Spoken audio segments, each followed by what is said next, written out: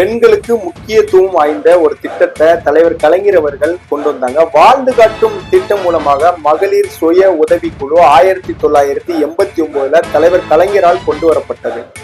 அப்போ பாத்தீங்கன்னா ஒரு 6 டிஸ்ட்ரிக்ட்க்கு பேசிக் ஐடியாலஜி மூலமாக ஒரு 110 கோடி கடன் உதவி செய்யப்பட்டு அந்த திட்டத்தை அமல்படுத்தப்பட்டது.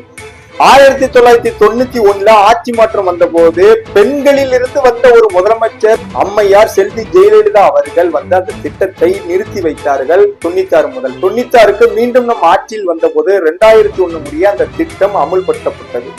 மீண்டும் 2001 அம்மையார் அவர்கள் ஆட்சிக்கு வந்த போது அந்த 2006 முடிய அந்த திட்டங்கள் நிறுத்தி வைக்கப்பட்டது. நீங்க வேணும்னா வரலாற்றை போய் ஆராய்ந்து பார்க்கலாம். அப்புறம் மீண்டும் 2006 திராவிட முன்னேற்ற கழகம் ஆட்சி அமைந்தவுடன் இந்த திட்டத்தில் இது போன்று தொடர்ந்து நிறுத்தி வருகிறார்கள். எனவே அனைத்து மகளிருக்கும் கடன் உதவி போய் சேர வேண்டும் என்பதற்காக 1200 கோடி நிதியை ஒதுக்கியது நம் திராவிட முன்னேற்ற கழகம். உலக வங்கியில் இருந்து ஒரு கடிதம் வந்தது. அதில் தமிழ்நாடு அரசுக்கு வாழ்த்துக்கள், நாட் ஃபார் ஒன்லி இந்தியா, இந்த உலகம் முழுவதும் இந்த திட்டத்தை எல்லாரும் கொண்டு வர வேண்டும் என்று தமிழக அரசுக்கு வாழ்த்துக்கள் கூறியதுதான் உலக வங்கி.